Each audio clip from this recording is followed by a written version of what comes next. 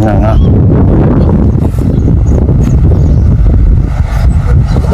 ยังไงเป็นกระสุนเอาไปให้แค่ที่ท้องไม่ได้ไปชาบา ไปย่างไป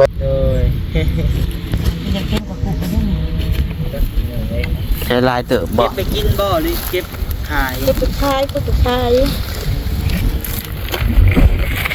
โดนเลย10,000 โอ้ได้ครึ่งหนึ่งเลยเนาะ เลยเกียดเดียวบางครั้งมันก็เจ็บ โดย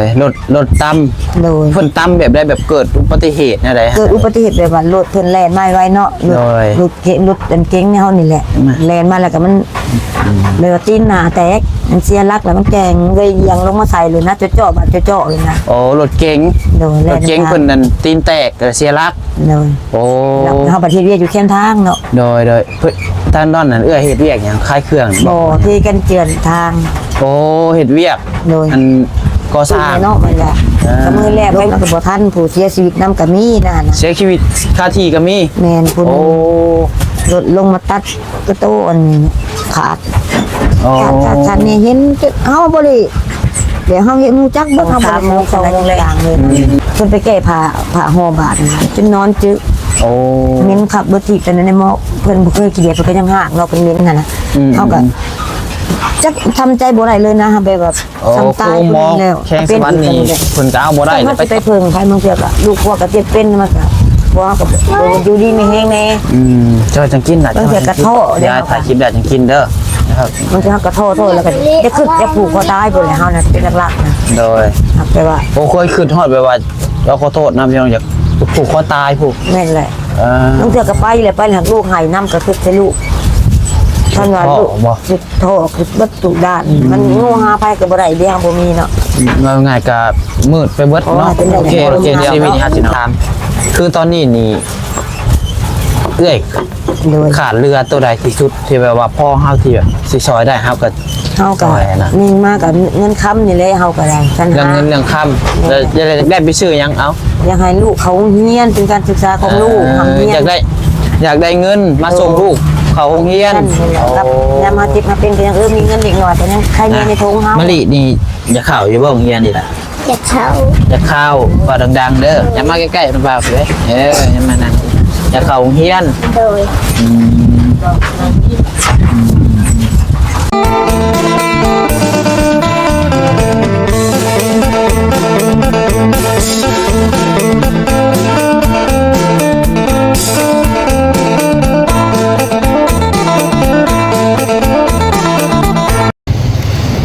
ตอนนี้ก็ทางน้องๆเพิ่นก็กำลังนำไปหาแม่พี่น้องเนาะนำหาแม่ว่าซั่นซะผู้สองไอ้น้องแยกกันเพียงเราทางแม่เพิ่นไปหาอยู่หากินว่าซั่นหาขุดกระบอกกระปูป่ะพี่น้องเนาะใช่แลนเลยเห็นแล้วอ่ะ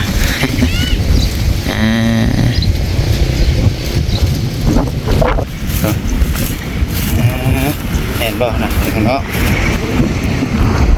เห็นคนเลย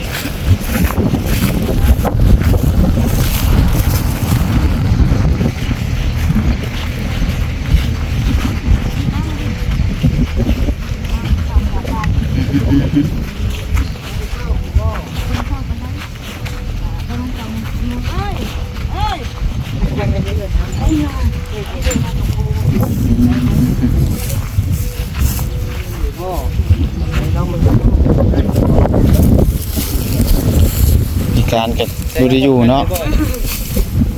ไปเลยเขาก็เยี่ยแล้วเขากับป้าเองเขามาหลักเอาอย่างว่าโอ้เอาเบิ้ลเองก็มาเห็ดใจเนาะเอาไปลูกเอาไปมันแดดอายได้ถามนะเอาไปดู ไว้ดอกว่าน้ำ น่ะพักขะแยงอ่ะเด้งงาม มัน นะ มีงานไหม เก็บไม่ลูกพักขะแยงเลย เจ็บพอได้ขายได้ฮะ เก็บให้ลูกนะให้ลูกมากินแหละบ้าได้ไหม โอ้ได้แล้วรวมหัวหน้าของเขากันยามเดี๋ยวตอนนี้ไม่เนี่ย พอได้บางมื้อนี้บ่ได้ไปขายแต่ไปขายมื้ออื่นบ่พอได้เงินซื้อ โดย ใช้เอา ไปหาขุดทุกมื้อบ่ น้องมือก็ไปมือก็บ่ได้ไปเมื่อวานนี่บ่ได้ไปเมื่อวานมันสิน มีแต่เอาผักไปขายให้เขาอย่างเงี้ย มันเลิศเฮ็ด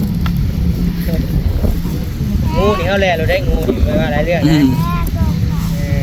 เอาไปเฮ็ดมันขาดเบิ่งจังว่ากบมาจักเด้ขึ้นเลย ลองเบิ่งมึงดูไปแล้วพี่น้องจุบจับอยู่เนาะ หากินหาอยากกันนี่แหละ เบิ่งวิถีชีวิตเพิ่นก่อนนะพี่น้องเนาะเป็นใดนี่แหละเพิ่นว่าคนใจสู่แท้ของจริงพี่น้องเอ้ย สู่ไปจังซ่าไผก็ได้นำบ่เฮ็ดไปบ่เฮ็ดไปแบบบ่ได้กินได้จ้ะ โดย คันเฮามีใครอยู่เฮาแบบบ่มีหาแรงกินเช้ากินค่ำนี่จ้ะ โดย เจ้าบ่อยากให้ลูกเต้ายากว่านี่เด้ โดย มันเป็นไปได้อยู่ไปนี่แหละชีวิตเนาะ โดย ตัวน้อยนี่บ่ได้ ปูบ่ แม่นแหละ ตัวน้อยอยู่เลิกเถิดดิ ตัวแม่ ตัวแม่เราอยู่เลิก แม่นแหละ โดย มีเด็กเก่งกับกูก็ได้นี่ ใช้ลายเติบบ่ เก็บไปกินบ่หรือเก็บขาย เก็บไปขายก็ไปขายต้นละ10,000 โอ้ ได้ครึ่งหนึ่งเลยเนาะ เลยเขียดตัวเดียว เขียดตัวแดง แต่ว่าครึ่งคนนั้นมันเด็ดเด้งเลย โดยนี่แห เด็ ละ กกระปู พี่น้องเลยเป็นว่ามาคนสู่ชีวิตของแท้นะพี่น้องเนาะแท้จริงนั่นแหละเนาะพูดเป็นน้ำผึ้ง เจ็ดแม่ลูกเขากันยังไงไอ้นั่ง อย่างเนาะมันเลยเบิดประกาศทักทายสบายดีเด้อสบายดีพ่อแม่พี่น้อง FC กันสุขุสุคนพี่น้องเนาะกับเบิดหมอฟุตบอลครับผมพอกับช่อง YouTube กับใส่บุญพี่น้องเนาะเอาตอนนี้ก็พามาเบิ่งทางครอบครัวหนึ่งพี่น้องเนาะพอดีว่าก็เห็นในคลิปนั่นแหละพี่น้องเห็นในคลิปหนึงอยู่ในเฟซเนี่ยนั่นแหละเลยตามมาพี่น้องเนาะตามมาเบิ่งเพิ่นก็เป็นคนพิการพี่น้องเนาะเป็นคนพิการคนพิการแล้วก็มีลูกนำพี่น้องเนาะเลี้ยงลูกสู่ชีวิตพี่น้องเนาะนี่คือพี่น้องเห็นนี่แหละพี่น้องหาขุดกระป๋อกระปูกินขายน้ำบ่พี่น้องเนาะหาน้ำใหม่น้ำมันขายเดี๋ยวให้เพิ่นมาเฮือนก่อนพี่น้องเนาะผมให้บ่ผมนี่ก็ได้นี่บ่พกไม้จะไปได้บ่ พวกไม้ยันสะดวกกว่า ไปพกไม้จ้ะ จะห้อยห้อยหรือนั่ง เป็นยากกระดอกเนาะ นะ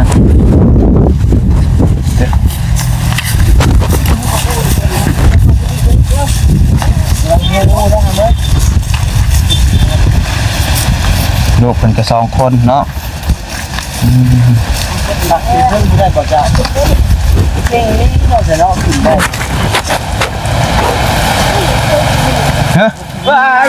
นี่หยัง บ่บ่ก็สิว่าเพิ่นว่า โอ้ยตอบก็ตกใจเรียกว่างูสิแล่นได้สิพี่หามครับพี่น้องเนาะเดี๋ยวถามมาก็อยู่ตรงให้ตรงหน้าน้องเอ้ยตอนนี้ก็ได้เนาะโทษพอดีว่านำหาทางครอบครัวหนึ่งพี่น้องเนาะเด็กเพนในช่องหนึ่งพี่น้องเนาะช่องปะบุญพี่น้องเอ้ยก็สะบุญบ้านเฮาพี่น้องเนาะเพิ่นถ่ายได้น้องมาใส่เข้าไปเบิ่งเห็นแต่สะดุดตาพี่น้องเนาะแต่ว่าอีต้นว่าซั่นซะเนาะโอ้ทางเอื้อยเพิ่นก็เป็นคนพิการพี่น้องเนาะว่าขอโทษนำเพิ่นเป็นคนพิการแต่ก็ยังสู้พี่น้องเลยโตลูกเพิ่นบ่นี่เนาะ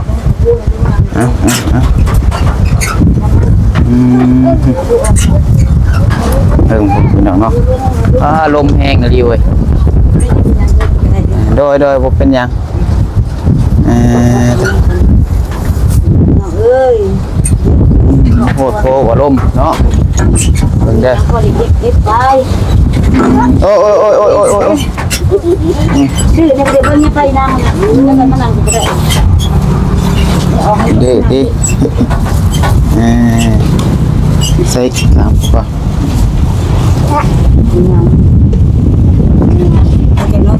จากเมื่อเลย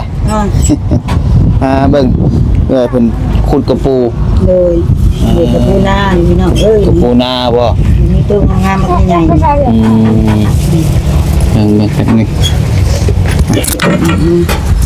มึงนี่มุนเบิดเลยมึงนี่ ขอโทษเด้อเด้ เดิน สบายดีเทื่อหนึงเด้อ เจ้าสบายดี สบายดีล่ะ สบายดีทุกคนเด้อง่ายลงมาเลยแม่ลูกดีๆเลยแม่ลูก นั่งดีๆไว้ห้ามไว้กินบ่ ไม่ได้กินนมแล้วมื้อนี้ฮะ ลูกมานั่งดีๆก็นอกนี่ไว้ลูกไว้ นั่งดี พูดไปนั่งข้างนอกพู ๆ หนาวจากมือเพิ่นว่าจ้ะเด็กๆก็มานั่งพี่เนี่ยออกให้ลูกนั่งในนั่งก็มานั่งที่ลูก ก็ปิดมาทำผิดก็ได้มันถึง จะปิดจะเป็นนางน้ำพุดแจ้งเนี่ยแล้วก็จะมาทำผิดก็ได้ซึ่งโอเค นางนี่ได้บ่นี่เนี่ยมาอีก เนาะโทรทาง ได้แล้วบ่ เพื่อนเพิ่นก็จะเอิ้นรถไปรถนะ ชื่อเพิ่นเอิ้นอายุเพิ่นเพียง ชื่อน้อยเด้อค่ะน้อยชื่อน้อย ชื่อน้อยบ่ โดยอายุ37 ปีแล้ว 37 ปี โดยอันนี้ลูก2คนนี่ก็ได้ ก็ชื่อว่ายังเป็นน้องของแม่น้องบ่ไซอยู่พี่น้องเนาะก็เอิ้นเอื้อยซะเนาะ โดย เอิ้นเอื้อยซะ เนี่ยคือผู้เฒ่ากับยามันเฮาก็ได้ แล้วรถไฟนี่จ้ะ ยังไง ลูกเพิ่นนั่นแหละเพิ่นมา พอดีว่าน้องไซก็เห็นเอื้อยเพิ่นในคลิปในหยังนั่นแหละพี่น้องเอ้ยเนาะ โดย เห็นแล้วก็อีต้นพี่น้องเอ้ย โดย คือทั้งเอื้อยนี่เอ้ยน้อยเนาะ โดย มีลูกจักคนก็ 2 คน ลูก2 คน โดย เออ นี่แหละชีวิตแต่ละมื้อก็หาเก็บผักเก็บหญ้าเก็บพุดกระปูไปขายพอได้เลี้ยงกันไปนี่แหละ โดย พอได้กินได้อยากไปมื้อได้ก็ไปขายมื้อได้บ่ได้แล้วก็อยู่โมเมียนมื้อหน้ามันได้หลายก็คนย่างไปขายกับลูกสาวนี่แหละ โอ้ ได้ก็บ่รวมบ่หลายดอกสิซ่า50ก็เอา คือนางอีนี่ฮัม นางดีเอาแล้วเท่าอันนี้เป็นอันนี้เนาะ ลูกนี่เด้ซื้อหยังกันผู้หญิงนี่ บอกลุงไม่รู้ มาลิ น้องมะลิ น้องมาลิผู้น่ะเด้ ลุย หยังก็ ข้าวพุทธดี พุทธดี โดย น้องลืมอีกเลย น้องมะลิ น้องมาลิเนาะ โดย มาลิกับ พุทธ ดี โดย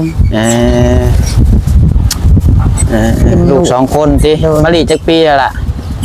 7 ปี โดย น่ะเด้ เด้ถ้าพุทธดีเด้ เอ้า เอาเลย10 ปีบอกลุงไม่รู้เดี๋ยวตอบในนั้นแม่เจ้าหา พุทธดี10 ปี โดย นั่นบ่เป็นนาย แม่นเลย มาลิแล้วเป็นน้องเนาะ โดย ยังได้พากันเข้าห้องหำเฮียนอยู่บ่ขึ้นน่ะ ยังแหละยังบ่ได้เข้าได้ว่าจะได้เงินได้ค้ำให้ลูกเขาโรงเรียนหลุดล่างกับบ่มีไปส่งให้ลูกไปโรงเรียนเฮาน่ะ ยังบ่มีไปข่าวจักคนเลย บ่ อื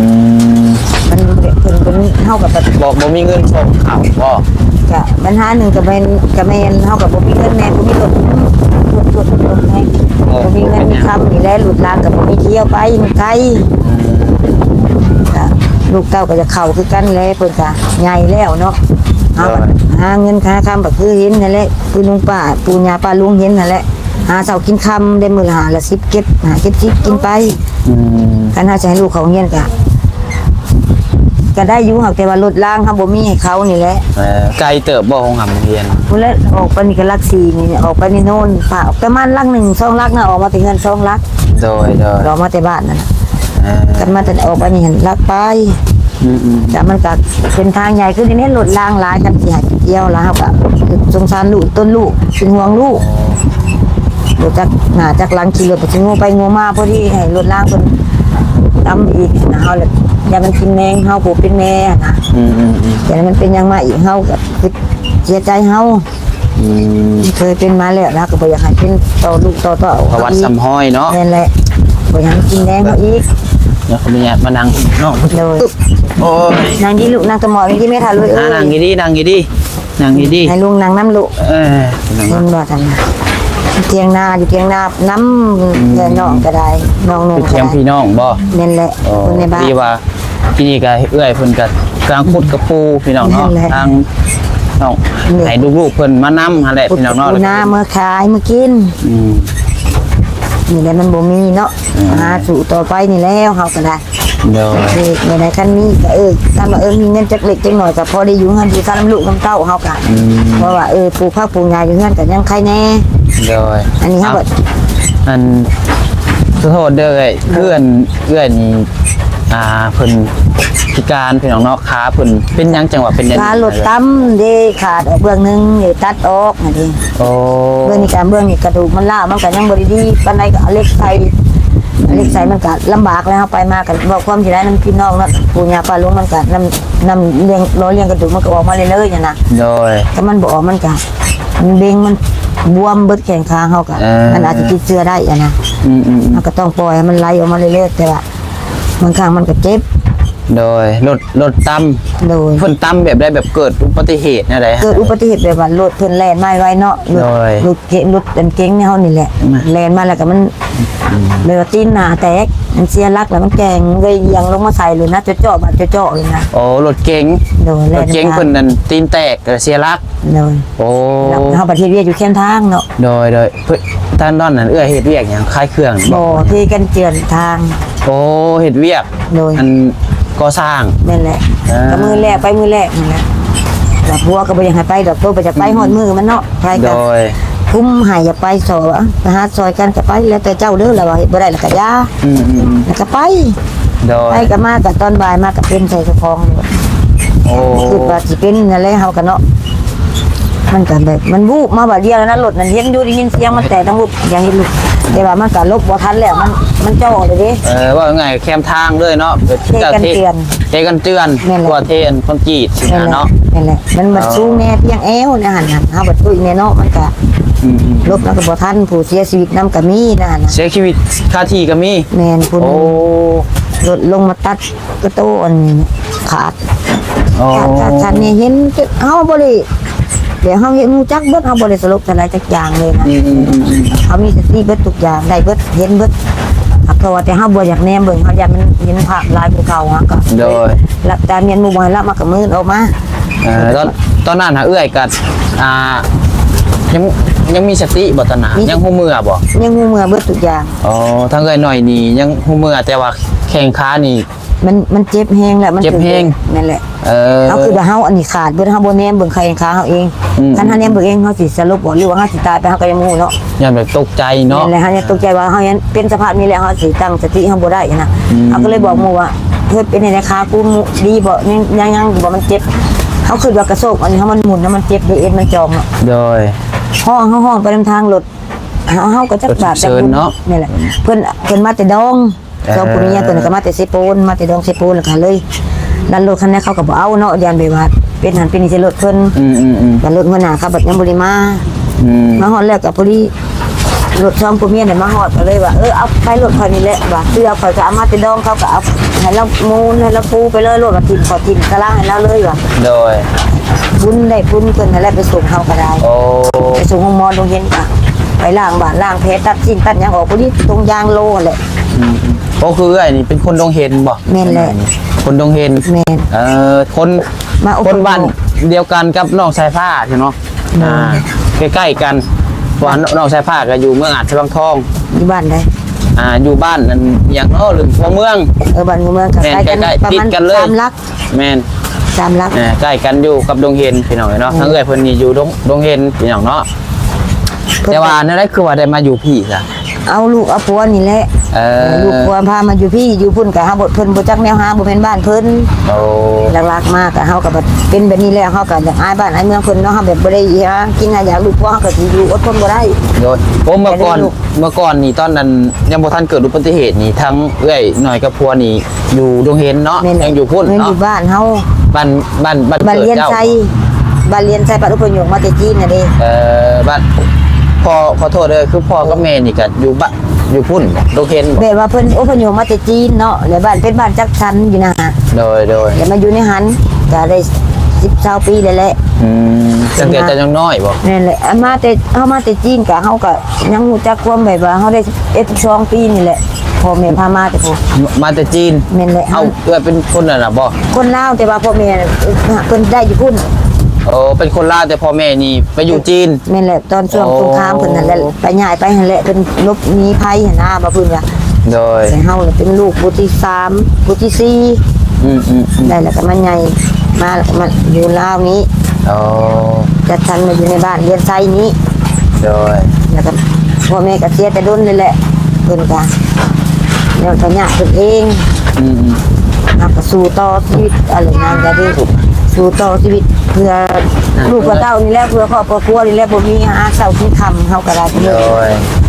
ถ้าเจ็บแบบเป็นก็แฮมหาภัยก็บ่เห็นเนาะเอื้อไอ้น้องก็เขาก็อยู่แต่เขาเฮาก็สู้ไปบางเทื่อก็เฮาให้เอื้อแต่ก็ท้อเจ้าของท้อ ต แล้ อ วน ตอนที่ว่าเกิดอุบัติเหตุนี่ก็เพิ่นส่งแต่ห้องหมออันโรงเรียนนี่บ่คือว่าไป ส่งลงหมอโรงเรียนเอาบ่ได้แล้วเพิ่นก็ส่งลงแข้งสวรรค์ โอ้ ลงสวรรค์กับเพิ่นกับเฮาไปอยู่ในหาก็15มื้อ โดย 15มื้อบัดเท่าแต่ว่าล้างบาดก็ตัดขาบัดเอาบัดบ่มีเงิน เพิ่นก็บ่ล้างบาดให้3มื้อ โดย มันก็ติดเชื้อเน่าขึ้นมาลามขึ้นมาฮอดพี่ โอ้ เราความใจเนาะบ่ถูกผู้ทุกคนนาทีเราเพิ่นเฮาเว้า โดยเวลาไปหมกเนาะเพิ่นเฮาไปมื้อแรกสิประมาณวัง3โมง2โมงแลงเพิ่นไปแก้ผ้าห่อบาดนะจนนอนจึก โอ้ เม้นขับรถถีบแต่ในหม้อเพิ่นบ่เคยขี้เดียดเพิ่นก็ยังห่างเราเป็นเม้นน่ะนะเฮาก็จักทำใจบ่ได้เลยนะแบบ โอ้ ทำตาย ครูหมอ แล้ว แข้งสวรรค์นี่เพิ่นก็เอาบ่ได้แล้วไปต่อ นี่แหละ เพิ่นส่งไปอัน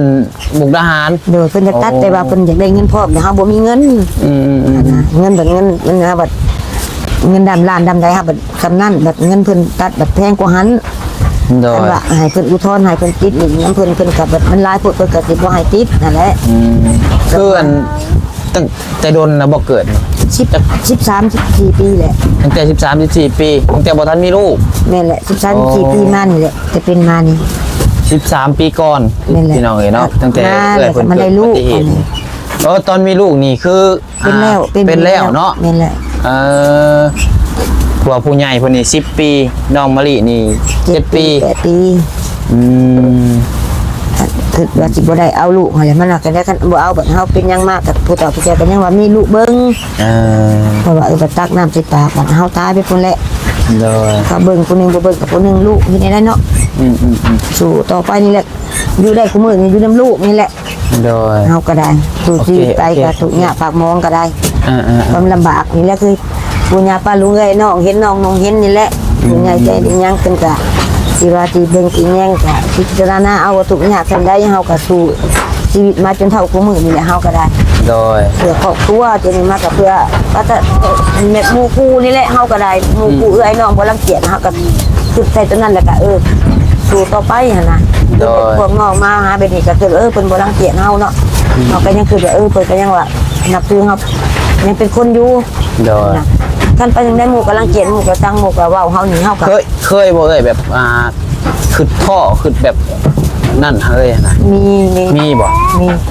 ในครอบครัวเฮาบางเทื่อก็สนเนาะแบบว่าแบบคลายเคลื่อนทุกอย่างนะ กินนมไปเอานมเด้อเอากินเด้อ ง่ายๆเลยเดี๋ยวเราขาดเงินคำบอกเขาน้ำความคิดเฮาหาบ่ได้เนาะ โดย แต่ถ้ามาเจ็บมาเป็นอีกกันนี่แหละจังเขาสิไปเพิ่งใครบางเทื่อก็ลูกพ่อก็เจ็บเป็นมาก็บ่ก็อยู่ดีไม่แห้งแน่ เจ้าจังกินน่ะ บางเทื่อกระโทษ ยายถ่ายคลิปได้จังกินเด้อนะครับ บางเทื่อก็โทษแล้วก็จะขึ้นจะผูกคอตายเพิ่นแหละเฮาน่ะเป็นหลักๆนะ โดย ครับแต่ว่า โอ้เคยขึ้นฮอดไปว่าเราขอโทษนะพี่น้องอยากผูกคอตายผูก แม่นแหละบางเทื่อก็ไปแล้วไปหักลูกให้นำก็คือใส่ลูกท่านว่าลูกสิโทษคือบ่ตุด้านมันงูหาภัยก็บ่ได้เดียวบ่มีเนาะ ง่ายๆก็มืดไปเบิดเนาะ นั่นแหละ มรสุมชีวิตพี่น้อง นั่น เอ้ แห ย ละมันเป็นแบบว่ามันคุมเฮาเบิดได้เบิดทุกอย่างนะความว่าเครียดในใจเฮาโทษในใจเฮาเนาะมันหาบ่ได้เลยเด้คือกูมื้อนี้บ่มีก็หาไปเฮาหาได้จนว่ากดจนหาบ่ได้เพิ่นแหละเพื่อตัวเองแน่เพื่อชีวิตเพื่อไอ้น้องนี่แหละเฮาก็เพื่อลูกเพื่อเต้าเพื่อครอบเพื่อครัวเฮาก็ได้ ทั้งอันทางเอื้อยบ่เป็นอันผู้หาเลี้ยงครอบครัวคือว่า ครัวก็หาคือกัน ครัวก็หาบ่ นี่นแหละเฮาก็เป็นเพิ่นก็เฮ็ดเวียกเงินอยู่ทางปลูกผักปลูกหญ้าให้เฮามึงจะเฮาก็เอาไปขายเป็นกันหา ทั้งผัวเจ้านี่เพิ่นก็ กินหมู ครับบ่ หนา อยู่เฮือนบ่ แม่นแหละ หาปลูกข้าวปลูกหยังให้บ่ แม่นแหละเบิ่งแต่มีผู้รับให้แล้วไปรับจ้างคอยยัง ไปนั่ง โอ้ตาย ไปใช้ล่ะ ไปกินนม ฮะ ไปกินนมอยากกินนม ทางสิว่ามีผู้จ้างไปเฮ็ดนั่นเฮ็ดนี่เพิ่นก็ไปกันว่าเวียกบ่นัก โดย บายบ่คือใด อย่าจังว่า จังนั้นก็เว้าอยู่ เพิ่นไปกินนมใส่น่ะ นี่หลักที่มีทางหลัง นั่น คือว่าแบบว่ามีผู้จ้างไปเฮ็ดเวียกเนาะเพิ่นก็ไป เอาพี่ก็ได้มะลิ มานั่งอยู่พี่ลูก นั่งใกล้ระเบาก่อนมื้อหน้าบ่ซื้อมาผ่าอีกได้ นี่ มื้อหน้าบ่มาหาได้นั่งก่อนนั่งดีนั่งดี นี่แหละในชีวิตกูมือนี่ซื้อหาโตกันไปก็ซื้อตัวนี้แหละเก็บปากกาแยงบ่ได้มันงามก็เก็บเอาน้ำแน่เฮาก็ได้ โดย บ่ได้สิละก็บ่เอากับคุดกระปูไปนำ เพราะแต่ละชีวิตแต่ละมื้อเดี๋ยวนี้นี่ คุดกระ หา ปู พุดกระปอกกระปูไปบ่ แม่น พุดกระปูขาย นี่แหละแบบมีผักมีหญ้าอยู่เฮือนก็เก็บผักเก็บหญ้าอยู่เฮือนไปขายแบบมันใหญ่แล้วก็ยังหาเลี้ยงชีวิตต่อไปนี่แหละอีนี้มันบ่มีผักกะเม็ดมีแต่ผักบงและปัญหาก็ลงผักบงกับผักเสริมผักบุรพาก็สิได้แหละบ่มีเงินซื้อในมาหวานใหม่ กันสิซื้อแบบขาดเกินไปอย่างนึงโตแบบมีเด้ซื้อผักอะตรงหนึ่งก็บ่แพงดอก5-6,000ผักอันตรงน้อยจ้ะ โดย คันสิซื้อแบบแม่ลูกกันแน่แม่แน่เฮาแบบหายความกินความอยากเฮาแบบทีบ่เป็นหายอยู่หายลูกก็เฮาแบบทีบ่เป็น โดย เขาอยากก็คือเฮาอยากคิดใช่ป่ะให้เขาเบิ่งเทื่อก็ได้ บ่สิไป คันบ่ใหาย อ่า นะคันบ่ใหายก็ได้ลูกเนาะเห็นหมู่กินก็จะกินคือไปบุญแล้วหมู่บ่ใหายลูกว่าว่าบ่มีเฮาก็พาลูกเฮาไปบางเทื่อเพิ่นสงสารเพิ่นก็เอาให้นะ โดย แล้วก็แต่การน้องบ่ใส่กันน่ะนับถือน้ำใจเอื้อยเพิ่นอยู่พี่น้องแบบ เด้อ ถึงเพิ่นสิพิการกับเพิ่นก็สู้ขนาดพี่น้องแบบบางคนก็ครบ32ก็ยังแบบขี้คร้านนะพี่น้องเนาะ เด้อ แต่นี่ก็ทั้งเอื้อยเพิ่นนี่ถึงชีขาเดียวขอโทษนำพี่น้องเนาะขาเดียวแต่ก็สู้ทุกมื้อแบบ แต่ละมื้อแต่ละวันนี่ไปหา ไปบ่ได้เลยก็อยู่ หาเงินเลี้ยงลูกขนาดพี่น้องเนาะ เลี้ยงเจ้าของ คือ เลี้ย ว่าง เก่ ค ง รอบครัว เก่งอยู่พี่น้องเนาะหามาแบบนี้นี่แม่น10 ปีแล้วบ่เอ่ย บ่ก็ประมาณ3ปีมานี่ โอ้ตะ ตะกี้ ตะกี้ก็ย่างยังบ่ได้ เมื่อก่อนมันย่างบ่ได้เฮาก็นั่งรถเข็นไปในเฮือนอยู่แต่ในเฮือนนะ โอ้ตะกี้นี่ ให้กิน ก่อนเกิดอุบัติเหตุนี่เนาะ เนอะ เกิดอุบัติเหตุมาแล้วบัดนี้ออกแต่ห้องหมอนี่ ได้นั่งรถเข็น ได้นั่งรถเข็น นี่แหละ จักปีนั่งรถเข็นนี่ ว่าก็หากันมา3ปีกับประมาณ10กว่าปีไปเลยจะไปแล้วก็นั่งแล้วหั่นแหละเอาย่างก็ย่างไปเอายังขึ้น ป ค่า ระมาณ ตัวนี้บ่ 10 ได้ ปีเนาะเพราะว่า นั่นแหละ เราว่าเกิดอุบัติเหตุเมื่อ13 14 ปีก่อนพี่น้องเนาะแต่ตอนนี้นี่เราหาก็เริ่มมาแบบหาเงินหาค่ำแบบไปมาได้ว่าซั่นซะเนาะ ครอบครัวแม่นแหละเลี้ยงครอบครัว ไปมาได้นี่ ครอบครัว 3 ปีพี่น้องเนาะ นั่นแหละเนี่ยแล้วกันลูกเป็นนั่งอยู่นี่ลูก เล่นอยู่กับบ่สิเฮ้ย หาแบบนี้มานี่3 ปีแล้ว เฮ้ยนั่น แต่พอได้กินได้อยากก็บ่ได้ประมาทเนาะปู่ย่าป้าลุงเพิ่นให้เฮาก็นับมื้อสาธุทุกคนก็ได้ โด กิน ย ได้เพิ่นให้เฮาก็ขอให้เป็นได้ โอเคโอเคเดี๋ยววันนี้ เนาะ 50ถามคือตอนนี้นี่เอ้ย โดย ขาดเรือตัวใดที่สุดที่แบบว่าพ่อเฮาที่แบบสิซอยได้เฮาก็ เฮาก็ ซอยนะ นิ่งมากกับเงินค้ำนี่แหละเฮาก็ได้ปัญ เรื่อง หา เงินเรื่องค่ำแล้วจะได้ไปซื้อหยังเอา อยากให้ลูกเขาเรียนเป็นการศึกษาของลูกทำเรีย อน ยากได้เงินมาส่งลูกเขาโรงเรียน นั่นแหละครับยามมาจิบมาเป็นก็ยังมีเงินเล็กน้อยก็ยังใครแน่ในทงเฮาอะเนาะอันนี้เฮาแบบเงินเบิ่งกินนึงก็ยังบ่มีอะนะหาได้กินเบิดได้มันก็ได้แต่มื้อ10มื้อ20ก็ซั่นแหละ โอ้ มันกิน ได้ก็ซื้อให้กินมาให้ลูกให้ผัวกินมาได้บ่ได้ก็คอยประหยัดกินนี่แหละนี่คือเพื่อเป็นว่าเสียเหตุบ้านการเมืองนะเพิ่นนี่เป็นว่าจ้ะ หลักๆคือตอนนี้นี่อยากส่งลูกเขาโรงเรียนเนาะ โดย ถือว่า เป็นทุนของลูกนี่แหละเฮาก็จะให้ลูก นี่ ยังบ่ พี่น้ ได้ องเพิ่น ก็ให้ จะ เฮี เอิ้ ย น น ว่าถึงสิบ่มีแต่ก็ยังคิดอยากให้ลูกอยากให้เต้าเขางามโรงเรียนพี่น้องเนาะ ให้เป็นผู้เป็นคนคือเพิ่นเฮียนคือเป็นก็ใครแน่ อันนี้บัดอ่านชื่อตัวเองก็บ่เป็นใหญ่เลยอ่านบัดในเมืองเพิ่นเว้าเพิ่นว่าพ่อแม่ก็มีบัดลูกบ่ได้เข้าโรงเรียนว่าประเทศนี้มันบ่มีเนาะจะเฮ็ดได้ เดี๋ยวเบิ่งบัดนี้ จำเป็นไปนี่แหละครับ ระบายถามเด้อเบิ่งได้ก็ถือ เลย นะมะลินี่อย่าเข้าอยู่บ่โรงเรียนนี่ล่ะ จะเช้า อย่าเข้าว่าดังๆเด้ออย่ามาใกล้ๆมันบ่าวเลยอย่ามานั่นอย่าเข้าโรงเรียน โดย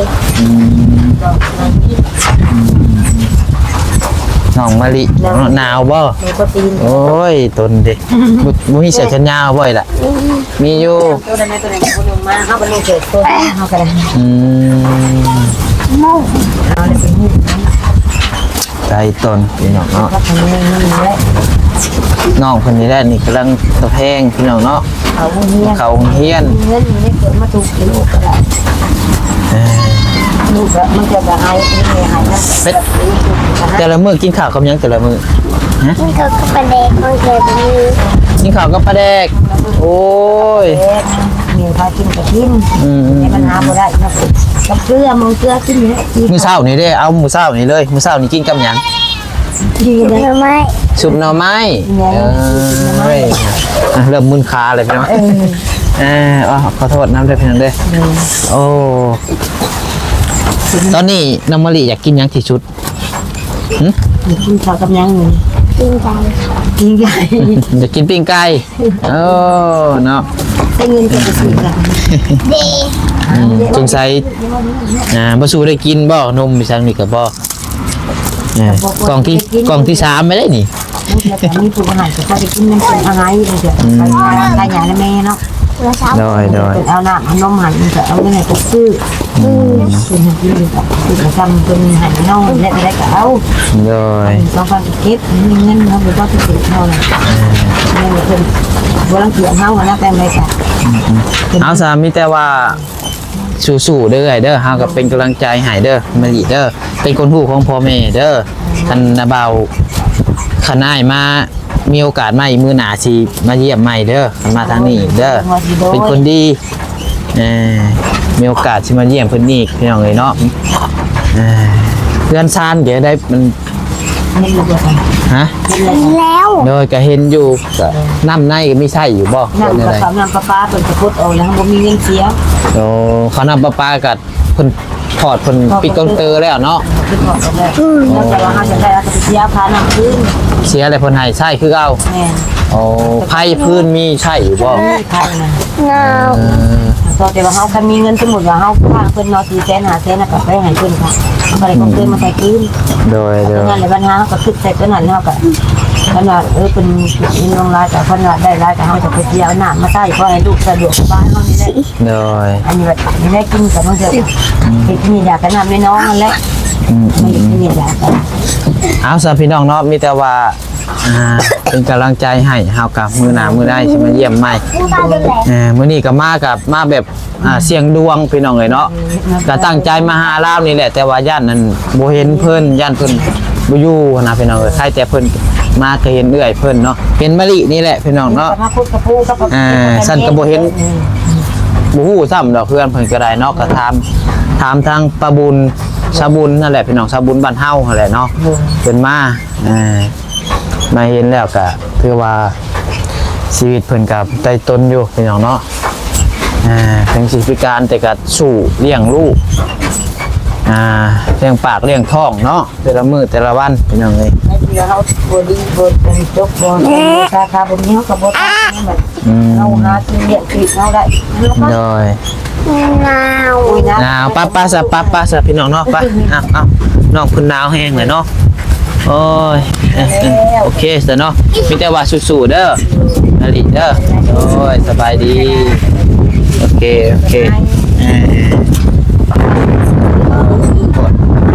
ระวังได้น้ำเนาะมีบ่ตัวน่ะโอ้ยเกิดมีใส่เอาซะพี่น้องเนาะคลิปนี้ก็คือสิประมาณนี้เด้อสำหรับเด็กก็ให้ทางเอื้อยเพิ่นก็สิกลับแล้วเนาะเพราะว่าทางน้องเพิ่นก็หนาวพี่น้องเอ้ยเดี๋ยวเฮาก็สิไปส่งเพิ่นพี่น้องเนาะอยู่เฮือนแหละเลยมีแต่ว่าอยู่ดีมีแฮงบ่สุขคนพี่น้องถ้ามีพระผู้ใหญ่ได้ช่วยเหลือทางครอบครัวน้องมะลิคือว่าเอ้ยน้อยเนาะก็ติดต่อหาน้องปัดทรายได้ก็ยินดีเป็นสะพานบุญให้พี่น้อง FC ทุกคนทุกท่านพี่น้องเอ้ยเอ้าผิดพลาดประการใดก็ขอโทษขออภัยนำเด้ออยู่ดีมีแฮงโดยแล้วก็ว่าสบายดี